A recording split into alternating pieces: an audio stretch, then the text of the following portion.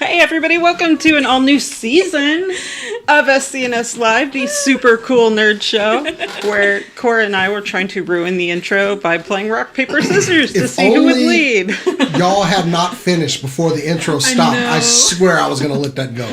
I mean, that would be in keeping with our train wreck vibes. We both did scissors, and then paper, and then a rock. And then I don't know what she threw at the end. I just threw scissors. I did rock again. I was going to keep doing rock, low-key, until something happened. Did you say scissor? No! We're not starting out straight with the penthouse forms. No. It's a wrestling thing. Oh, okay, that's better. Which is still... I have forced her to do it pretty much. There's two wrestlers. Jason, why don't you explain that? I'm not explaining that again. Okay, two wrestlers, homegrown in AEW, called the Acclaim.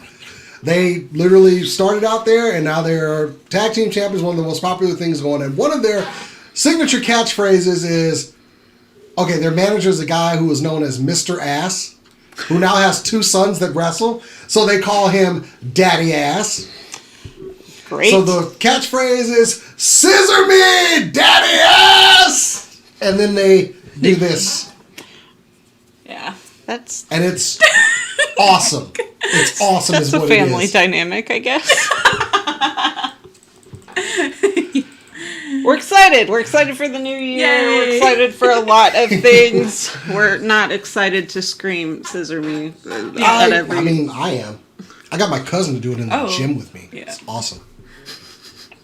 Poor Alex. Yeah. It's so much not got her to do it, more like just kind of forced her to do it in the gym. That's how a lot of your stuff works. Yeah. Like, if it will shut you up, they'll do it with you. Yeah, pretty much. That's fair. So, how was the break and everything? Y'all had a good time? Oh, yeah. We still keeping up with our D&D games and everything. It's good to be back in the studio. And It is. for show zero, the one that's like always, like I can always, like my camera's jacked up. Like it's way too washed out for me and this rich brown skin of mine. You're trying to whitewash your I'm trying own to camera. It is weird. Our skin tones look very much more similar the main cam than looks they are. really good. The newer cam. We spent some money on some budget. We got some budget. Well, kind of. We don't have. Let me pull it. Bought a camera. That's With it. our sponsor, Jason the X Enterprises. Please sponsor us. Yeah, see? Yeah, I'm okay Camera with actually it. moves. If everybody can see, look at that. It was so smooth, moved, and everything. Can so do like subtle. extreme. No, it's not subtle. No, it's not subtle. It is. I could try. Oh God, I messed up. What did you do? I'm sorry. Don't mind me. Oh, no. What did you do? I got too cocky. Sorry. Use a new software. That's how it goes. There is a checkbox where you can make the camera not do that. I need to. It's slid back center. It's all good. It just took a minute. We're doing our pre-production show now at the same time as our live show, so you get to see us work out all the little kinks. But it is a show zero. That's how they go. Only the real ones are here. Yeah. Like Spikes. What up? Production. Who is that? We know who that is. I don't know. Oh yeah, Spikes Productions. He's back. Oh, yeah, hey, buddy. Welcome back. Ooh. So anyway, yeah, there's this. We do a show here. Sorry. This is so out of practice. It's just. I know, right? I'm like, how do we ever do this? How do we transition? We do have a highlight for the top of it. We're gonna hand it over to Jason. Who wants to talk. Okay. We have to start in memoriam for someone. It was Tuesday. Wrestler known to the world as Jay Briscoe. His name was Jamin Pugh. The Briscoes were Jamin Briscoe was 38 years old, and sadly he was killed in a car accident. He, like I said, only 38 years old, which is like, him and his brother Mark Briscoe dominated the Ring of Honor wrestling promotion. 16-time world champions. Jay himself was a 2-time world champion. I'm just trying to get to his picture here. Everyone knew him as this tough brawler in the ring, but outside the ring, this man loved his family. And if you have not seen the video of him rehearsing a cheerleading routine with his daughter, Go watch it because it will bring tears to your eyes. Sadly, he died at the age of 38 due to a car accident. Both of his children were in the car. One was unscathed. The other is still undergoing some surgery. We're looking for an update. He and his brother Mark. Mark was only a year younger than him. Like I said, 69 world champions. Sadly, Mark's birthday was the day after Jay passed on.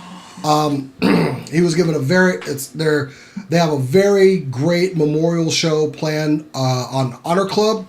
This show will be free to view. A lot of AEW wrestlers paid tribute to him on Wednesday night too. It was very beautiful. It's sad this man literally wrestled the first match for Ring of Honor for their first television showing. He carried this company on his back, and he should be remembered as doing great things in the ring. Recently had a match where it was on a 5-star rating. It was given 5.5 stars. It was that good. The man was dedicated to his craft, and he will be greatly missed. The beautiful outpouring on Wednesday night of all the wrestlers paying tribute to him was simply beautiful. I can't wait to watch I know the show was filmed. It should be released soon. It's just a sad thing, and please continue to keep the family in their thoughts. They still have a child that was injured in the crash and will need further care going forth. Hate to bust a shot with a bummer, but also this is a guy who I enjoyed watching in the ring. Tough bastard, but everyone outside the ring would say this guy was one of the most loving, caring guys out there and brought so many wrestlers up through the ranks.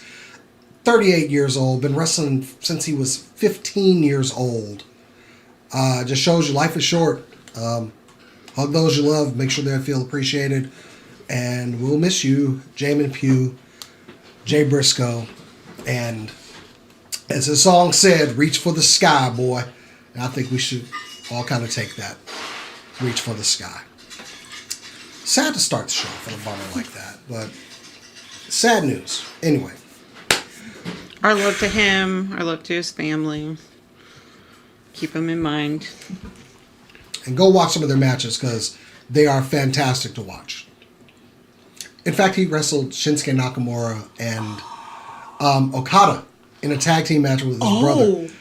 Oh! I would definitely go watch this. Oh, I'm making a note of that one. It's a very good match to watch. Man was a fantastic wrestler, and we will miss him. Yeah, definitely. Please bring this show back up. Okay. Oh, got to transition. I did not transition to the door. Okay, there we go. You should give us a play-by-play of every transition going forward. Because I can't be trusted. I'm out of practice. No, it's fine. We're all. That is kind of the fun of the first show of the season. I was about to say of the year. Yeah, same difference. Show of the season, year, whatever.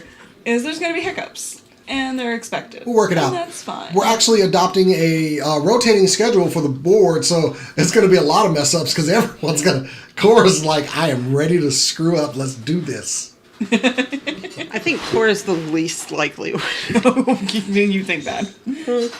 You think that. Because you did it for a hot minute. I did it with a different system. That's true. This works. Overconfidence is going to be the killer.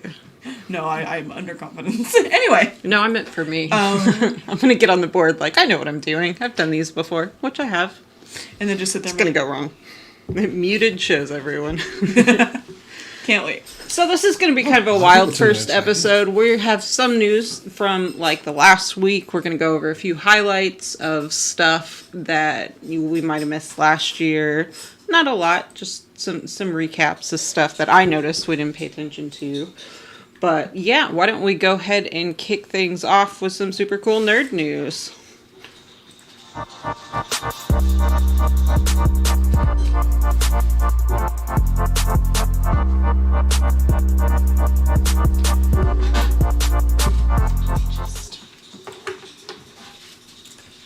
Let me just. Hi. What the hell are you doing? I don't know.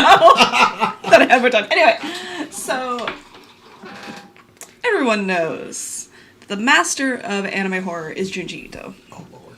We also know that he's got a little show coming out on Netflix, the Tales of the Macabre. It comes out today. It's on Netflix right now. But before you go watch it, I have here a list of the 20 stories they picked to tell from Junji Ito. And I'm not gonna lie, I'm very happy to see that there's a lot of range in the stories. Some of these stories range from like some of the first he published to some of the newer stuff. Like, it's a nice range of stuff, and not all of them are super well known. Some of these stories I'd never heard of before, and I have some that I'm more excited for than others, but let's get started. So our first episode will feature the story The Strange Hikizuri Siblings, The Seance. And then the next episode will feature 2 stories, The Story of the Mysterious Tunnel and Ice Cream Bus. The next episode is The Hanging Balloons. The 4th episode is another two-storyer with The Room with 4 Heavy Walls and Where the Sandman Lives. Number 5 is another 2-parter with Intruder and The Long Hair in the Attic. Next episode will be Mold and Library of Visions. Next one is The Town Without Streets, or as they called it, Toontown. Like a tomb. Next one is Layers of Fear and The Thing That Drifted Ashore. Number 9 is one everyone's been waiting for, Tomie, specifically the story Photo. Number 10, The Unbearable Maze, along with Bullied, which Bullied is one of his few stories that doesn't have a ghost or any supernatural ties. Number 11, The Back Alley, along with The Headless Statue.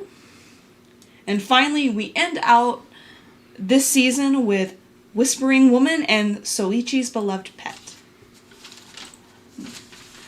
I'm mostly looking forward to The Hanging Balloons, where the Sandman lives, and The Town Without Streets. But those are the 3 I'm more excited for. Do you have any kind of like insight as to what those ones are about? Yes. So The Hanging Balloons, the quick premise, I have some quick premises here. You have a popular idol that unalives herself, and her spirit is seen floating about the town by her fans. And those fans are then driven to imitate her actions. And the spirit that they are seeing is a giant floating head with a noose attached to the bottom with her body. Oof. And I don't have to tell you what happens there. I think you can figure that one out. Or if not, you can watch the episode. Where the Sandman Lives is the one that I think is going to be one of the more visually disturbing ones. It's about a man who's afraid to go to sleep because the being in his dreams is trying to escape into the real world. All I can say is, when we're collecting pictures for the show, and we send these late on Wednesday, and I'm sitting here like, why is Cora the most fucked up member of this cast with these creepy ass pictures? Especially since she's the only one into horror. Yeah. But yeah, it's like YouTube demonetization right there. Yeah. Well. But I'm sorry. Anyway.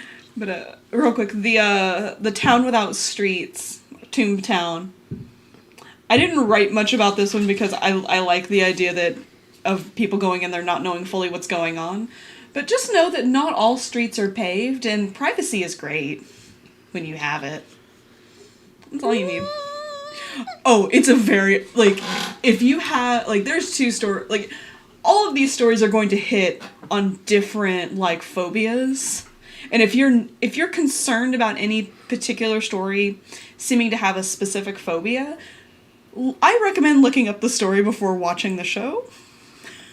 Yeah. Because you're going to get thrown in and get them. I mean, a lot of us have, some sort of immersion therapy that we do with horror. Yeah. I can't not watch a thing, Yeah. But that's, yeah. Watch at your own risk. Maybe look it up if you have serious concerns about what it does to your mental. Yeah, I will go ahead and say right now, if you have the fear of holes, I'm gonna go ahead and out on a limb and say Mold probably should be an episode you skip. Nah. Tryptophobia. Yeah, tryptophobia. I'm just gonna go out on a limb. I don't actually know, because I'm not sure how they've animated it, because I obviously haven't watched it yet. But That's the one that I can definitely say. You can Probably ask played with that. Cass next week because I know she's not going to skip it, and neither am I, but she's more bothered by that than I am. Oh, I'm gonna be trying to watch this this weekend. Yeah. So we'll find out. But yeah. It's on Netflix right now, so after the show you can go and not sleep for the next week. Yeah, animated horror always sneaks up on me. Like, I think I'm fine, and then I'm not. Anyway. Yeah. What else do we have about upcoming stuff? Jason, why don't you take horror? I know you've got one in there. Yeah, there's this, let me get my desk camera here. So, we recently saw the, next movie in the Evil Dead series, Evil Dead Rises. Now, I liked the remake of Evil Dead when it came out. I thought it was really good. The same studio will be handling this story. By the way, you can go check that story out over on supercoolnerdshow.com. But this movie, how can I put this tactfully with my signature catchphrase? This shit is not okay. No. I have never seen a trailer that I was more, what? Huh? No. But I'm ready to watch this. Coming out April 21st. I know that the other cast members are typically the masters of horror, and they love all things that are horror. Whereas I kind of just look at these things like, what? Why? Can we not? But this is gonna. I did have notes on the story, but then I crashed the website, so I had to go back and get. But this story is basically taking the book out of the forest and putting it into an apartment complex with two estranged sisters and one of the sisters' 3 children, which makes everything so much creepier. This trailer is freaking terrifying. When she's looking through the peephole and, mommy, it just like, mommy just needs a kiss. No, hell no, you ain't getting in there. No. And just the way the Deadites look just has gotten worse over the years. I am absolutely so ready and terrified of this movie all at the same time. And I'm assuming you mean worse in a good way. Yeah.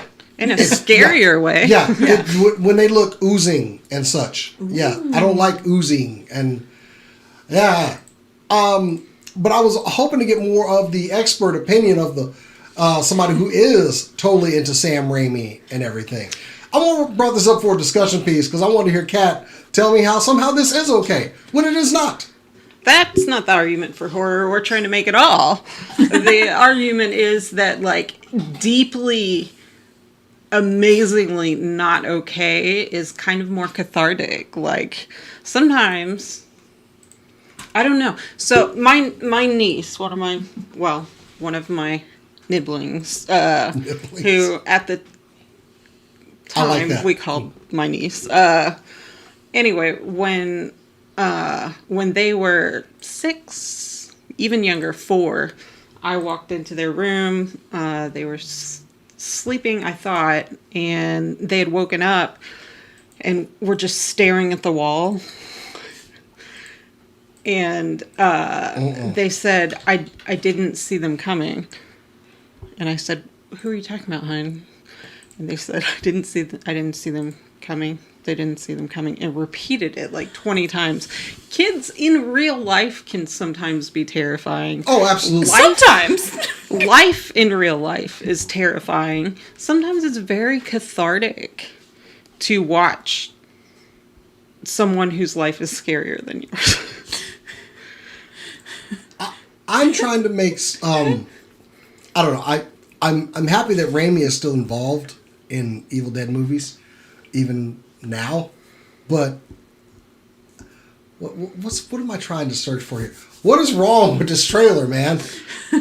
I think this is... Why did this one hit differently? I think this is Raimi saying... Raimi's done a lot with, like, kind of comedy horror and superhero stuff and action stuff, and I feel like this is him just swinging his thing and being like, no, I can do horror. I can do all the way horror.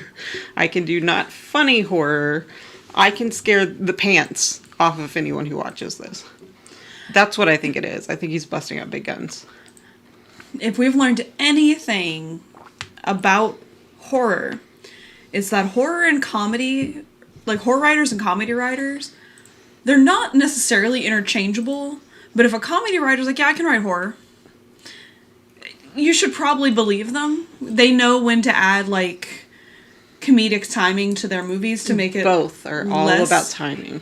Yeah, less scary. Is this when we start talking about, how Jordan Peele is terrifying everybody?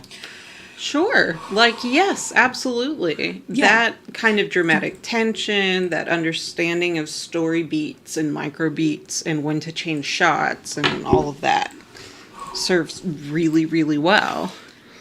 Ash vs. Evil Dead is a hilarious show, but I feel like Sam Raimi started in the very beginning. He started by trying to scare people, and they didn't take it too seriously. Partly because of the limitations of the form at the time. They're scary, but not big scary. So he just kind of leaned into it because by Army of Darkness, I love Army of Darkness, but it's goofy and it's not trying legitimately to scare you. I almost feel like this is like a rebirth for him. That he's really? like, that we have the technology to do the thing he wanted to do in the beginning. Okay. This is the expert opinion I was looking for. Yeah. In a roundabout way, that's my pitch. Cass would have gotten to it faster, but that's what I think it was. I don't like Cass's replies to when I ask what's up with this damn movie. The Evil Dead, like, they became cult, and people loved them, but they did laugh at them a lot, and I think he's like, you wanna laugh? This is what I have. This is my back pocket. This is what I wanted to make the first time. Yeah. Cass's response to me going, this shit is not okay, was to post a picture of Sam Riegel going, not down with it. Anyway, I'm excited for it. I'm surprised she gets reception on the side of the road. I mean, It's so mean. One of our cast members is like, we wish her luck. Just No, I feel bad. Like, I don't feel bad for the comment. I feel bad for the situation. Like, hope you got everything worked out. A good thumb to going this way. She's traveling for work. A car broke down. I'm just gonna throw out there for you, Jason. Around about to where, like, along that highway, if you go, like, I think it's around Austin-ish. If you just kind of side saddle off the road, you get to the house where they filmed Texas Chainsaw Massacre. Yeah, but that dude's long dead. The scariest thing that has ever happened to me that I'm not going to tell because it's a 20-minute story that's wild, but happened to me about an hour outside of Austin. Yeah. See, oh, good. I got the website working again. Yeah. Basically, all y'all need to know is don't travel alone. Just don't do that. And she's not. Yeah, exactly. So she's fine. She's fine. It's fine. Everything's anyway. Fine. Anyway.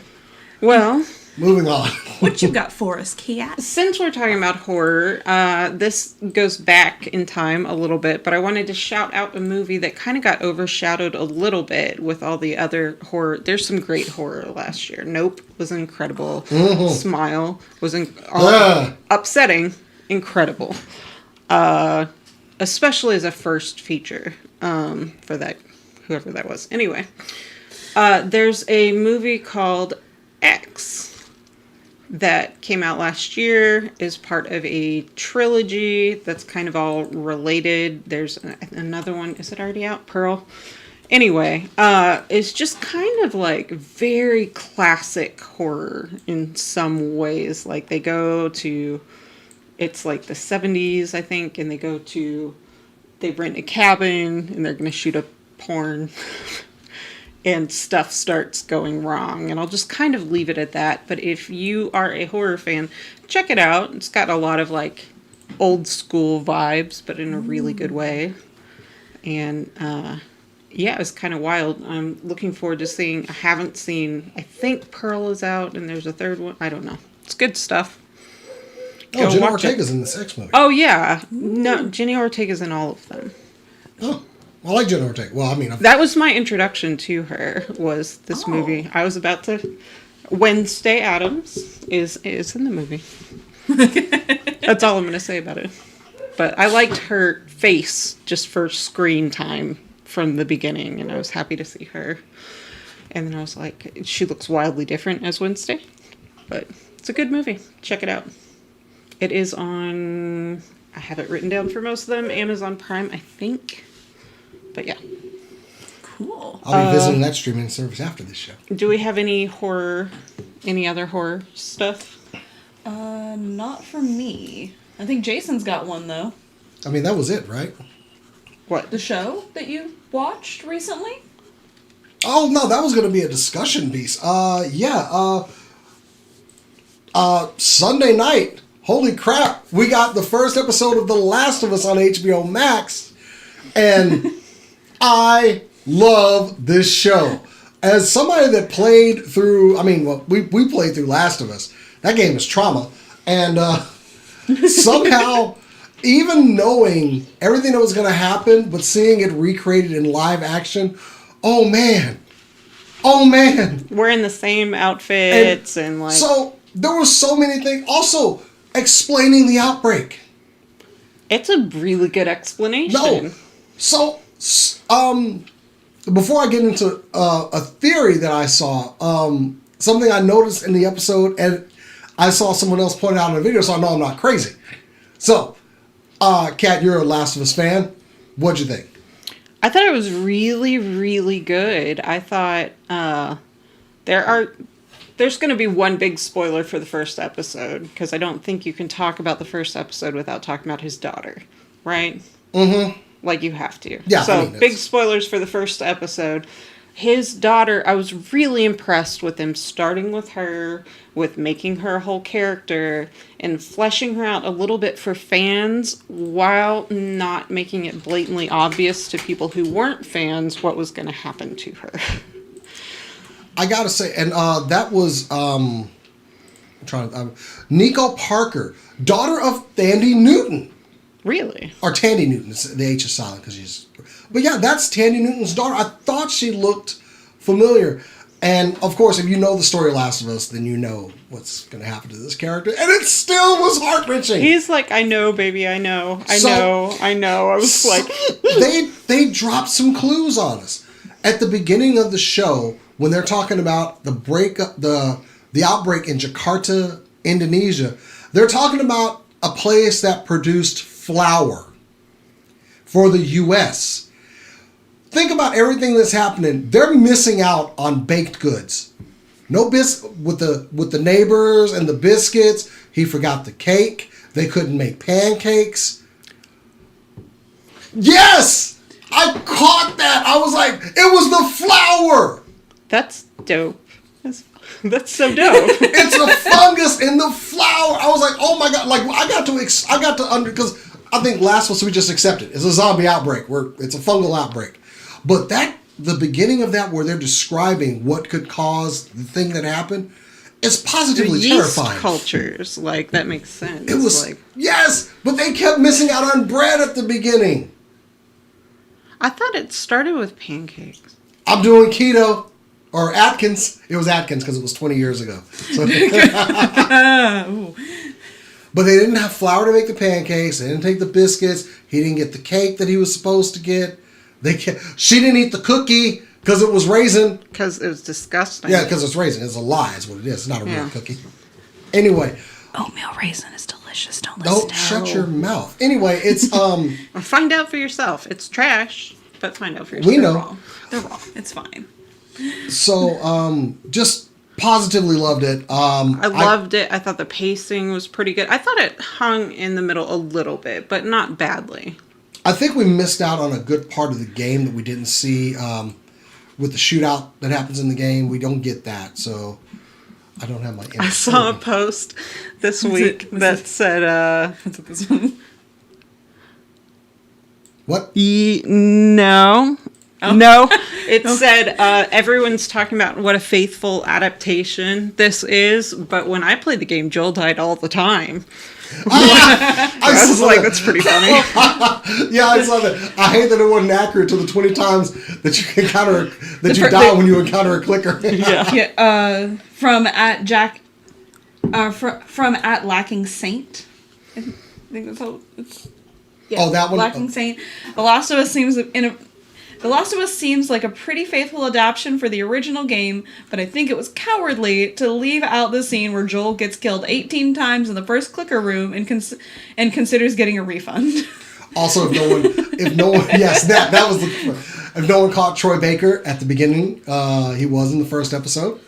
Hey. It's rumored that Ashley is in there as well. I think it's confirmed that. I mean, it's confirmed. She's going to play Ellie's mom. Aww. So, which is kind of just adorable. Deliciously appropriate for her to be the mother of Ellie. I have to say, respect for Bella Ramsey. She's done some work on her voice, and her voice sounds a lot closer to Ellie's voice than it did in, say, Game of Thrones. And Gabriel Luna, I've just liked everything he's done. Yeah. He's just been so good. I want more of him as Ghost Rider in the Marvel Cinematic Universe, because he was a good Ghost Rider, and I've just loved everything he's done. So him playing Tommy. We're gonna see more of him later on, but I'm dead set on this series. I'm ready for it. I almost want to go play The Last of Us again while this runs, but I don't know if I can handle the trauma. And hopefully get to season 2. The double whammy of trauma. Actually, the season 2 is going to be worse than this one. Anyway, so we've been talking about like season 2 because so far it's an incredibly faithful adaptation. Season 2 could be, if they stay as faithful, a lot of the fans aren't going to like it. But we'll see. Yeah, well, they can go through that. They can go through that shit too, as far as I'm concerned. Yeah. Anyway, Sunday nights on HBO Max, definitely worth checking out. Can't wait for episode 2. But yes, Do we have other video game stuff? Did I have a video game story, or did Cora have the video game story? I don't know. I'm just throwing I have stuff a ton out of there. I do have a video game story. It's very short. No. Because we have, no information about it. Earlier today, Norman Reedus shared a picture and said, yes, it's coming, something like that. We are getting a Death Stranding 2. And that's all we know. So if you enjoyed the first Death Stranding, the story will continue in Death Stranding 2. No release date, no even ballpark on that, so obviously not coming out this year. Probably coming out next year or the year after, looking at how long it took us to get the first one. Yeah. But he's been tweeting a lot that he's been doing stuff with Guillermo del Toro. and this is probably what it is. Or this might be something. Del Toro's probably working on something else as well. I mean, he's a very busy man. So he's probably been doing some other stuff as well, and I would not be surprised if Reedus is on board with those too. We'll have to keep an eye out on that too. Because, man, do I love Del Toro and do I love Reedus. Go check out Cabinet of Curiosities. Oh, yeah. It's really good. I try to think of a video game that we missed, that we didn't really highlight last year, but we talk a lot about video games. I don't know how far I am from the end of Ragnarok, but Ragnarok is dope. Yeah. Still waiting on a release date, Konami, for Suikoden 1 and 2 Revival. There is a rumor, it's a big rumor, that it's coming out in March or May. I can't remember if it was March or May 8th. I'd say May. You'd want more hype going into it by now. Fair enough, I just can't remember. This is also the date for Asia. We don't have a date. We wouldn't have a date for here yet. So just gonna sit over here and stare at Konami. They said 2023. It's 2023. Where's my damn game? Oh, Lord. Don't you be quiet. Just got 20. It's literally one. There's 12 months and we're on 1 and you're already like, Where's my information? I swear in our chat she did this joke. It's not a joke. I did. Yeah, this is not a bit. This is Psycho Core. This is the Moon Knight meme of Dracula, where are you? Except it's Konami, where are you, you nerd? Where's my Suikoden revival? her humor has been getting much darker before the show. It's not my She fault. threatened violence. She threatened violence on an action figure, which I told her would be child abuse. And you, I said I'm gonna call CPS, and she's like, "It's not my child." Like, yeah, exactly. See? Is that how that That's no, not it's how not. that works. Look, again, Sicko. if this were involving a real child, You've been watching too much horror. I would not say this. My Sentinel is a real child. It is a toy made of plastic. Anyway, wow, we've got way off topic. What else have we got? Oh, I got something exciting. Go ahead. I'm excited because it is the 30th anniversary. I can't believe I'm this old. The 30th anniversary of Power Rangers, and we are doing it big. We are having a 30th anniversary episode bringing Steve Cardenas, Walter Jones, David Yost back to the cast, and I'm trying to think of Kat's name. I can't think of the Caitlin Sutherland. I knew I was going to get that, but also Johnny Young Bosch will be returning as Adam. Karen Ashley will be returning as Aisha. And that's all the cast we have announced so far. But this is the 30th anniversary of Power Rangers, and there will be a Netflix special. It is airing. April, hold on, I gotta look it up. I had the. But one of the big things with the series is the first time Walter Jones has returned to the series since they had the big fallout where they were pretty much nixed out of the cast. But we're also going to be, because we're not going to get everybody back, of course. However, we are getting a young actress who will be playing the daughter of Trini. Yes, get your heartstrings ready. You ain't ready. You're not ready. There's all kinds of Easter eggs and some of the pictures that have been released as well. I would recommend go checking them out. There's no word. We did recently. Jason David Frank did pass on. There's no word what his involvement is in the series. I would think they had time to film something. The Mighty Morphin Power Rangers Once and Always is the name of the series. Will premiere April 19th worldwide on Netflix. So yes, check that out. We also got announcements there. The current cast of Power Rangers, Dino Fury, thought that they had pretty much donned their suits for the last time. Nope, they got renewed for a second season for Power Rangers Cosmic Fury, and hopefully they're involved in this somehow as well. Everybody looks great. I'm so happy to see David Yost and Walter Jones back in the suits. Billy looks great. Rocky looks like he's been working out. Steve Cardenas, who we've met multiple times. I was happy he made an appearance down at Dallas Vintage Toys and totally remembered me. Aww. Like all these people were in line, and a good friend of mine, Michael, was there. And I was like, oh, there's the man. And he comes out from the back and he's like, oh, hey. Like he points like, oh, hey, what's going on? So all the people in line like see him come up, what's going on, man? How you doing? Like he gives me the bro hug, you know. I took it. It was Steve Cardenas. You take it. But this looks fantastic. They even brought back that rad bug, that car that Billy made in the first season. We stand David Yost in this, absolutely. In this house. His picture is beautifully displayed on my shelf. Yes, Cora made custom artwork for him and had me give it to him. She couldn't make it for some reason. No, that wasn't David Yost. You had some. That was. Don't you get an autograph for him? No, that was for R.J. Kyler. Yeah, that was for R.J. I thought Kyler. you gave me something to give David Yost. No, too. I was trying to finish something for David Yost, but I wasn't able to. I have it now. Oh well, which doesn't help anything because he's not here. We always see Walter and David like on the convention circuits, and they're always like they're still clearly good friends, and I can't wait to see that friendship kind of rekindle. I mean, they've been friends. But seeing it on screen again, Walter never did come back, and this is good. I'm enjoying this. Also, all the Rangers, go look at the detail in the costumes. All the cosplayers, y'all. I knocked my mic down. That was weird. Anyway. Killed a mouse.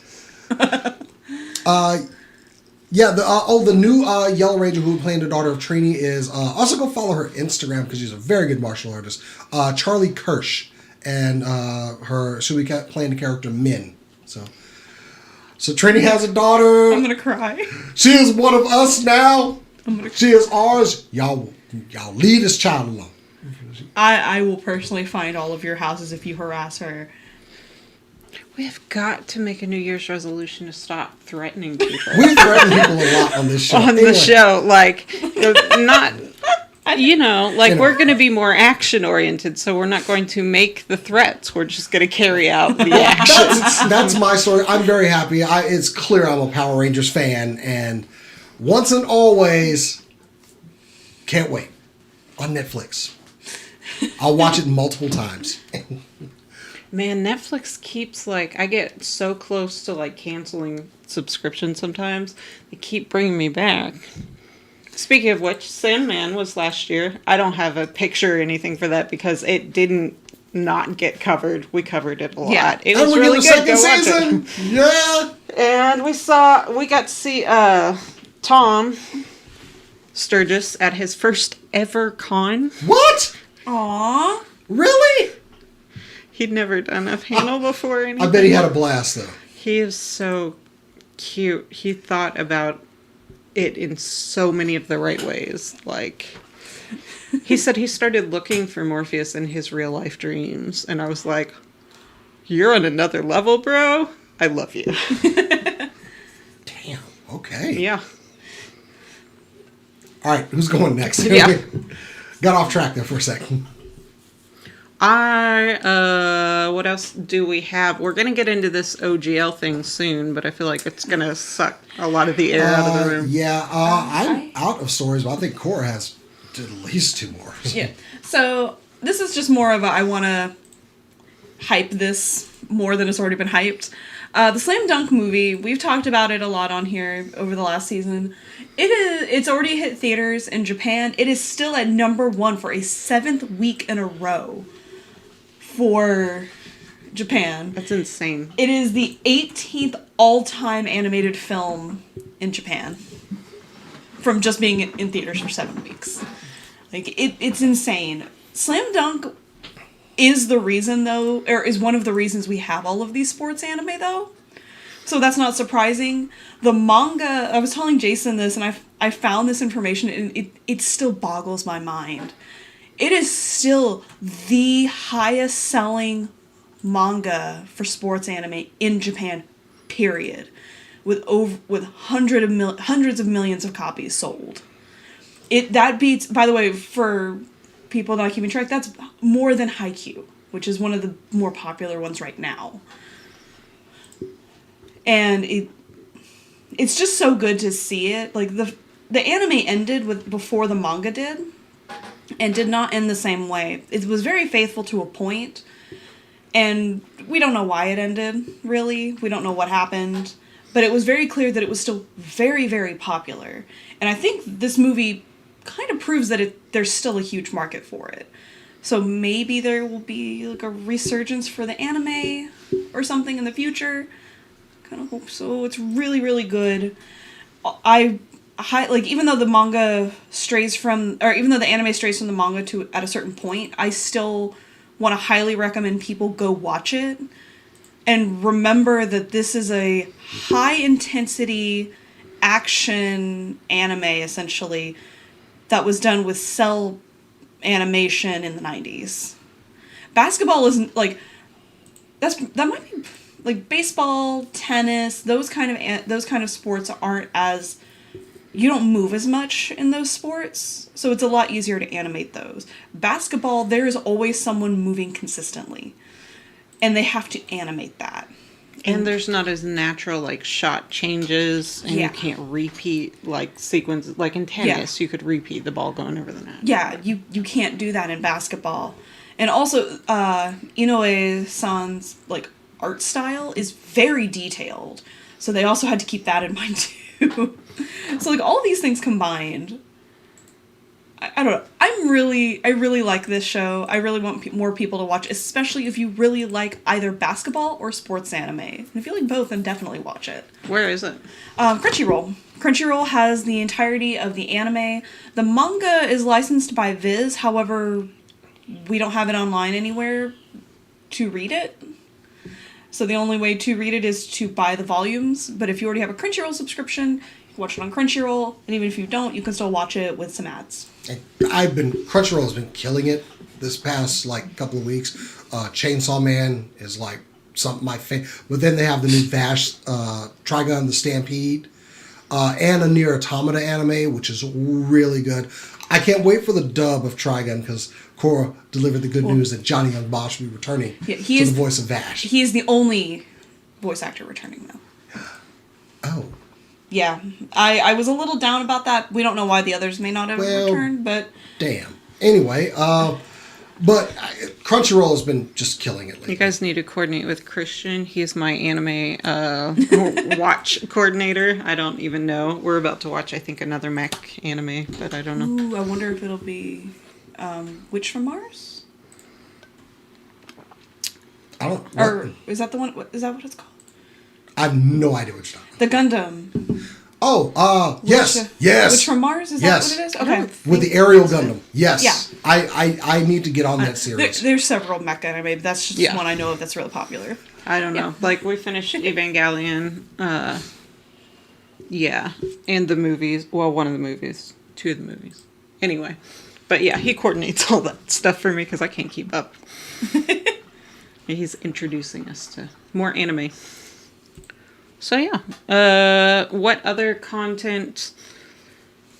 What were your guys's? I did want to ask. I know you guys didn't prepare for this per se, but what was favorite movie or TV show last year? So I have 3 movies. Mm-hmm. I couldn't pick one. I did think about that. Mm-hmm. And I couldn't pick one because all 3 of these movies deserve the same amount of high praise. Mm-hmm. Nope. Nope was amazing. Sonic 2. Sonic 2 is And Glass Onion. I mean, solid. Those are solid. They're all so good. I've seen Glass Onion twice already. Like, it's so good. I still haven't seen Knives Out. I will let you know. You can watch Glass Onion without having seen Knives Out. Okay, you will lose nothing. Yeah, they're both the very standalone. I still should see Knives Out. You should because it's amazing, but you don't have to in order to see Glass Onion. How many movies do you get to see Chris Evans be the absolute worst character? He's so funny. He's so great. They're farces. They're old school farces, Yeah. and you almost never see farces, which I don't know why. They tend to do pretty well. If you enjoy things like Agatha Christie or Clue, you'll love Knives Out. Either of them. It's, very funny, very clever. Maybe you don't see them because they're very hard to do well, but both of these were those done well. I liked those a lot. Jason, favorite movies last year? Of course, Nope, Black Panther, Wakanda Forever. One that I was just happy that I finally got to see was Shin Ultraman. I got to see Shin Ultraman in the theaters. Like, I got to see Ultraman in the theaters in the United States of America. Thank you, Fathom Events, for making this happen. I went and saw it both in dub and subtitles. By the way, it made a couple million in just the American theater. And honestly, it was like watching like a couple episodes of Ultraman in a row, and I was happy about that. So I was just glad to see that movie in the theaters. But one that I latecomer though was The Menu. I saw that. I didn't see the movie. I saw reviews of it. It's on HBO Max currently, and I would recommend it. What kind of movie is it? I'd say thriller. Okay. With a little bit of dark humor. So, right up my alley. Also, the Santa Claus movie with David Harbour was awesome. I'm going to just go ahead and say it was. It was not like groundbreaking. What is it called? Season's Beatings? What? Is that it? No, it was... No. Was it Violent Night? Yeah. Violent Night, yes. Violent Night. Go see Violent Night. It was awesome. It was like, this is one of those where I just enjoyed and sadly laughed a lot through it because he was... You're supposed to, I think. That movie was great. Just movies that I enjoyed. I go ahead and count that high on my list. Violent Night was awesome. I want to see it. I love David Harbour. It's a well-reviewed movie. Like, yeah, I want to see it, but I haven't yet. Absolutely recommend it. Mine were all like TV shows. I was looking over it. Last year was actually a really good year for TV in a lot of ways. We got my favorite DC comic and my favorite Marvel comic finally with their properties out, Moon Knight. Oh, yeah. There's a reason that poster was behind me. I was like, this is my baby. This is my Moon Knight and Sandman both came out. I wanted to highlight a couple things that got some attention. They're wide released and everything, but you might not have paid attention to.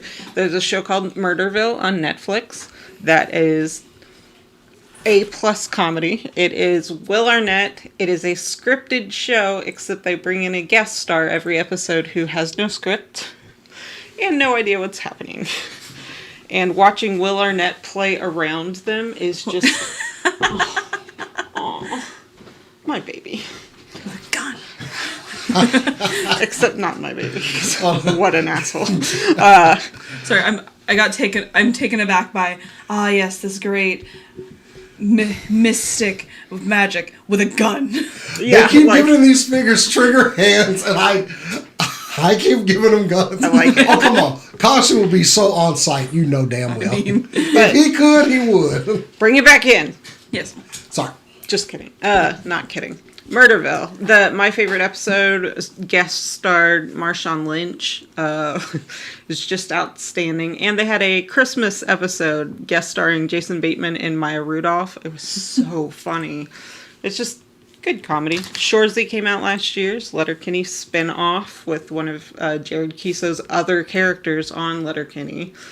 And has kind of the same, a little less heart and a little more like crude humor, but was fun and features a lot of like native actors or indigenous actors up in Canada.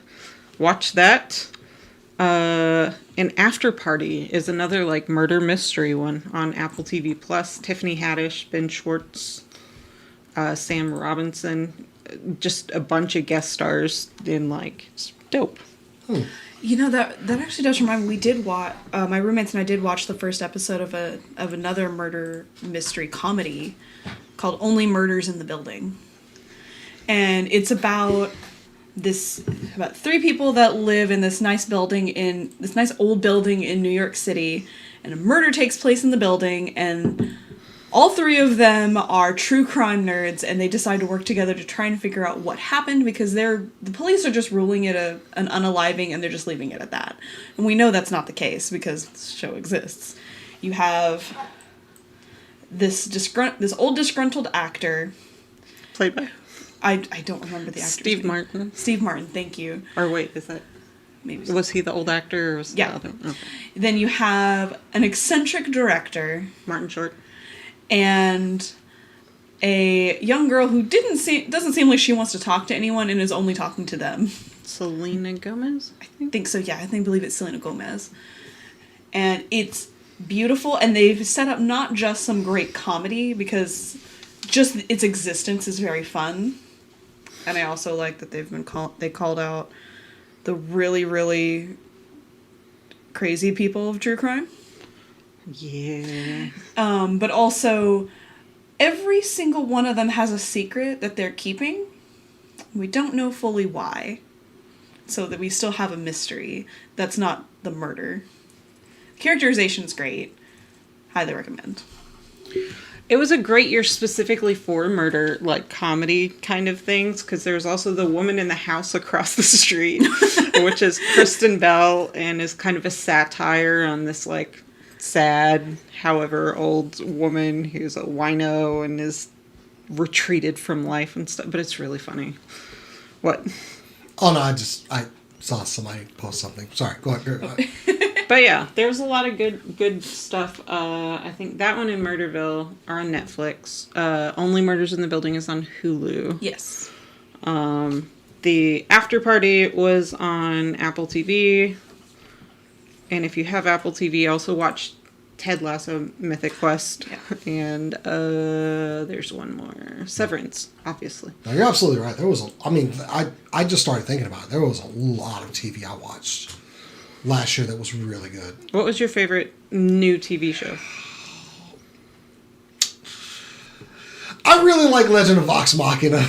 It's so good. And also debuting tonight for season 2. Is that tonight? Yes. Yeah, season 2. It's already premiered. Yeah, it premiered like when we went live. So, I really like that. But man, Andor, was so good. I'm 9 episodes through. I give me all the Star Wars I can take. Because I can take a lot. Seriously, just all over. I know this is sounding sexual now.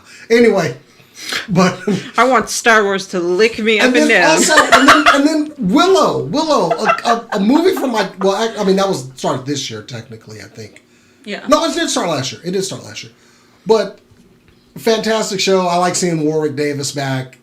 And everyone's like, "Oh, is it good?" Yeah, it's better than the movie. Okay, come on, just get over it. I love it. I've made it a couple episodes into it. It's pretty solid. There's a lot of stuff to catch. Like I said, even like anime this year has been really good with Spy Family. Spy Family's so good.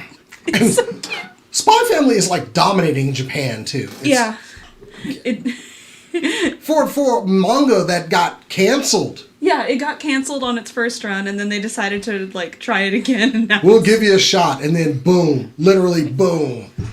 So yeah, we're winning with TV, but also just as far as books, the Knights of the Old Republic books are really good this year. By the way, Are they? yes, give me all the Star Wars, I have read that growing up. and just Star Trek shows. We're blessed right now. Oh yeah. Yeah. So, Some really good storytelling out there. Andor is really good. It's really solid. It's very engaging. It's very Star Wars, but not too Star Wars. If you need a different vibe. and I'm from Star so glad Wars. we got more of this of Gabriel, because Rogue One, that opening for Rogue One with him, Gabriel Luna, Diego. Diego Luna. Sorry. That's okay. Diego Luna. That opening scene in Rogue One with him made me. I want to know more about this guy because this is intelligence. He's fascinating. This is where things get dirty. This was the dark side of the Republic that we did not see, and this is war. So I'm glad we got more of Diego Luna, and He's really good. He's my favorite I'm part. hoping my figure. Engaging. I got a figure of him when he's the last with the coat and everything coming. So and the little red droid. Yeah. And the prison scene with Andy Serkis. Oh man!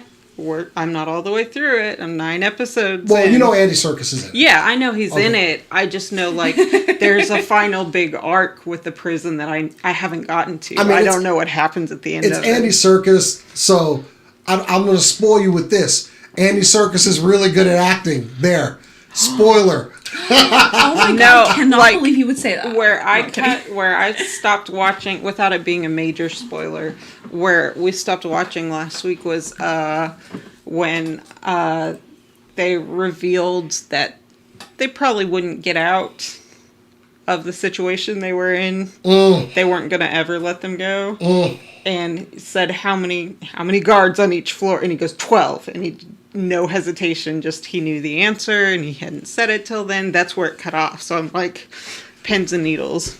So and we're getting more of that series too.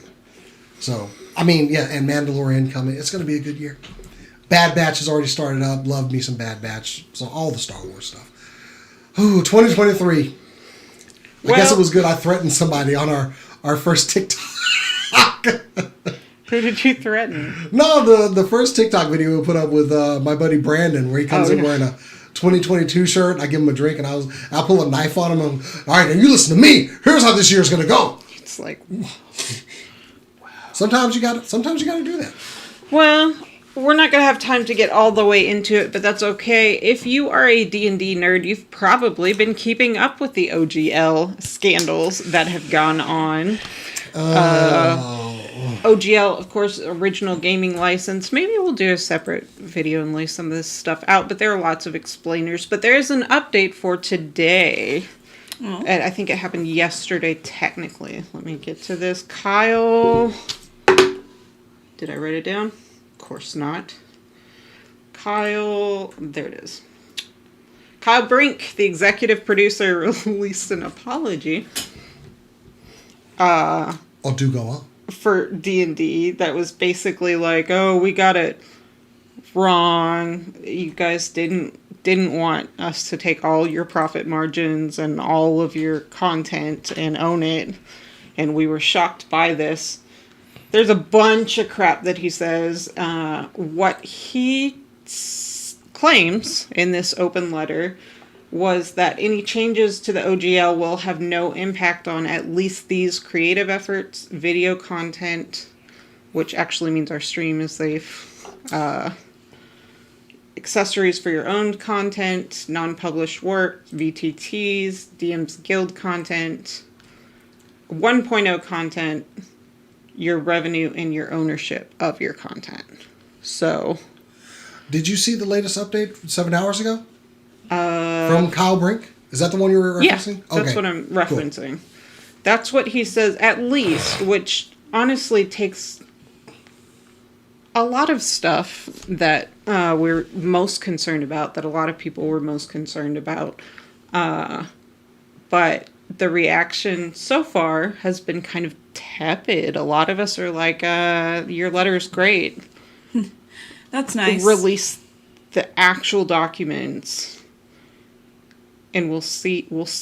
Like, they broke a lot of trust. They had 40,000 subscribers leave in D&D Beyond.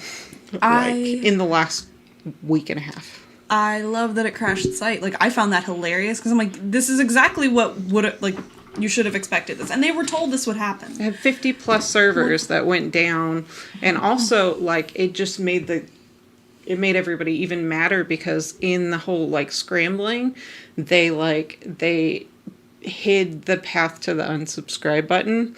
And a bunch of D&D rules lawyers were like, And I was looking for, because of course we use Beyond for our characters. I bought resources on there, but of course I wasn't going to immediately go in there and say, Doom, bye. I of course asked you guys, where should we go from here? We decided wait and see. But as course, I think Cora was like, finger above the button. Yeah, or something to that effect. Yeah, like, I'm not paying for my account anyway, so me keeping it isn't giving them money, really, I don't think. But I pay for an account for us because I want, we have fun doing this, and I want everything available for us to have, maximum fun. But don't get it twisted. We can have fun without y'all. Yeah, I mean, Pathfinder's right here. Well, but also we have access to all of your content already, anywhere online. And that's the thing, I think, for most people, like, in my experience so far with the D&D community, is that they don't have a problem with Hasbro making a profit. Like, they're very generous. That's why they bought this thing. They want to make a profit off of it. But Hasbro got greedy. Oh. And the community was like, no, there's a difference between us being willing to be part of your customer base and you trying to exploit us for the maximum gains. At the expense of the game. But it was good to see the community be like, nope. Hasbro in general has been a trifling bitch lately. They've raised the prices of action figures by like $5. In fact, there is a figure they recently showed. It is a Spider-Man, just a Spider-Man figure from the game. Its retail price is $33.99. Which is far overpriced. It doesn't have all the things we normally see with action figures and everything.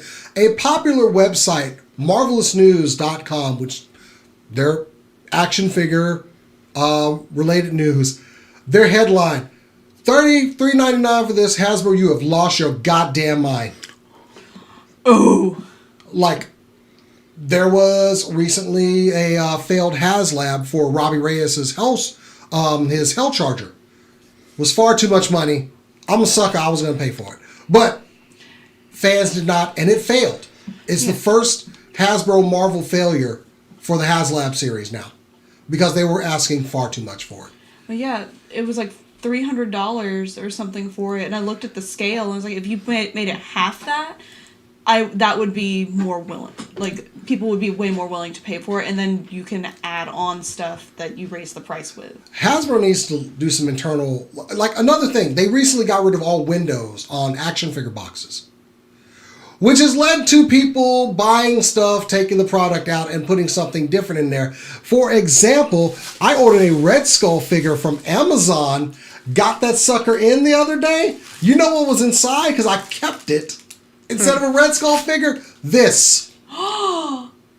From Amazon. And I saw, this is silicone that someone squeezed into the shape of an action figure. And Amazon tried to give me shit over this. And I like sent them the pictures, and they're like, oh. Because when I got the box, I saw it had been clearly retaped, and I was like, oh no. Oh no. So this came back to them. They said, that's fine, didn't look inside, and this is what I got instead of an action figure. Now granted, they fixed the issue. But how much more is that going to cost Hasbro than just a simple clear plastic window in the packaging? Because that product is gone and stolen, and I demand I get another one, and I got one. Well, yeah. So with the D&D thing, I'm seeing a problem with the company itself. Yeah, get your stuff together. Yeah. They're saying players are under monetized. They're trying to grow 50% over the next 3 years, and they're losing sight of like everything else that's not that. But the thing with this was me and Cora were talking in the car. How was this supposed to work? Because we have the product. We can go outside of your rules. We don't need, we buy.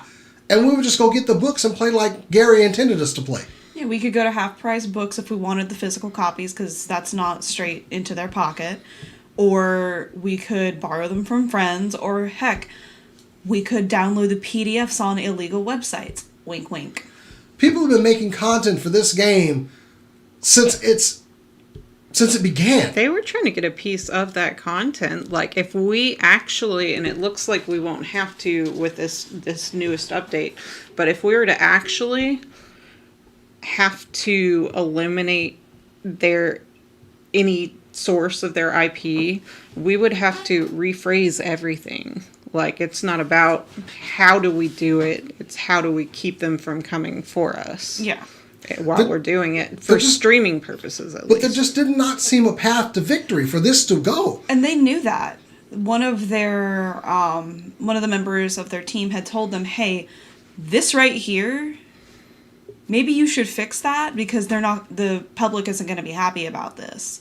And they're like, "Well, they're not." I guess their mentality was they wouldn't see it, and then it was either him or one of the websites that got it leaked it on purpose. Just the section they got. Contractor, somebody contracted to work on D&D Beyond, I think, was responsible for the major content leaks. Cool. This is what it says. And yeah, and look what happened. It's almost like they told you. You were warned and you ignored it. Apparently they thought the outrage would die down. No. All it's done is made us more cynical to anything you say. Long term, it could be good for the gaming community. It's definitely got people looking elsewhere. They are going to turn over the original, the basic rules, I think, to a Creative Commons license, which means they cannot take it back. If all of these things that Kyle Brink was talking about, if those all come through, then I feel a lot better. But I think they've already pulled the trigger. Yeah. I think they've already done some irreparable harm to their brand, because people are going to be looking elsewhere. Oh, they most definitely lost money on this. Oh, undeniably, decision. But I don't know that they can get it back with customers in the future. Yeah, no, we'll see. We're not currently, I'll say this, in the short term, we're not immediately going to change systems, but we're reevaluating what we do as well. We're definitely looking for a break glass in case of emergency thing, in case they decide to, I don't get it. Paizo and Kobold Press have already pulled the trigger on no. Yeah, they've already started working on their own stuff to make sure that their content is playable for everyone can do what they need to and want to with it. They're going to turn it over to a legal entity, their newest game system that they're working on, to a non-profit legal entity, so that the public in a very real way owns it once it's done. And I think that's awesome. Yeah, so we couldn't close out the show. I know we've gone long. Wanted to highlight at least that. We have one more little thing, which is one of our favorite things about being on the Super Cool Nerd Show, is all the other super cool nerds that we've met, we engage with, and definitely met some really cool people at cons, in the chat, whatever. this year we're looking for some super cool, refreshing guests to appear with us on the show, kind of fill out spots here and there. Specifically, if you have things that you would like to engage with the community on, if you own a business or have a really cool Etsy store, you're a really big cosplayer, we're looking for some super cool refreshment nerd types to hang out with and make new friends. Hit us up anywhere. Supercoolnerdshow.com, at SCNS Live, in the comments, email admin or badmoon at supercoolnerdshow.com. Or Jason. Yeah, find us on... You can definitely contact us through the website, too. Yes. Through the website. There's And, you know, on our TikTok or YouTube or Instagram or whatever, but, like, You can find, DM us. yeah, you can find all that information at supercoolnerdshow.com. We would love to see you, especially if you are in the DFW area, since, I mean, we are in the DFW area. Yeah, we're trying to meet some new people. Yeah. And make some new friends, and yes, should be great. Excuse me. Looking forward to this next year of content. Of course, check out supercoolnerdshow.com and all the cool write-ups and stuff there. We're gonna have more write-ups. I started writing 4 different things in the last week, and I haven't finished them yet, but, you know. And I will have a write-up on the Junji Ito Tales of the Macabre. If you can still write. I will While have you're nightmares crying. over the Tales from the Shivering. Macabre. With my light bright as day on in my room. I will have some trauma. So, Check us out this weekend. We have a D&D stream on Saturday. Yes! At 2-ish. We oh, have no, to do the earlier we're ones. starting early because Like- one of our players is Yeah, doing between 1:30 and 2:30 probably. Yeah. We'll work on that this week. We'll work on that this Look for us weekend. on the socials. Yeah. What? Look for us on our socials. Yeah, and of course you can find me at holy crap, at Bettercat, Instagram, Twitter for now. Yeah. You can find me on Instagram and Twitter at Corodono Art for all things art and Suikoden related. Instagram and Twitter at Jason the X. Watch me get swole at the gym. And you can find Cass at the Good Cass on Instagram and Twitter as well. You Jason like he is rolls getting her eyes. swole. He really Oh, okay. is. She like rolled her eyes. I was like, no, I've been trying, man. Oh no, you've been getting swole. Yes. He's been working Swole is the out. goal. Like I roll my eyes because you're just over there like, ugh. But no, like you do deserve to show this off. Thank And, you. you know, Thank you. There's been a lot of people who've been very supportive, and I appreciate that. I've been impressed with your consistency. Every time I log in, there's a new video. I'm like, good for you. I haven't been taking photos every day just because it was like, I got to put some toy content up here, too. Yeah. But, yeah, them 4 a.m. workouts thing. Ooh, no thank you. Yes, I get up at 4, I fuel up, and I go. And then I get back here. That's it. Anyway. Yeah, you should start messaging Come me join when you me. get up because I'm always still up. Yeah, my alarm goes off at 3:45. I allow myself 15 minutes to look at my phone, then get up and eat and go. That's what I do, just a few minutes. Like, that I allow at this time. Of course, today not so much. I kept longer and longer. Anyway, check us out on all these channels. We'll see you this weekend or next week. Stay safe and happy and excited about the new year together. And as we always like to say around here, keep on nerding.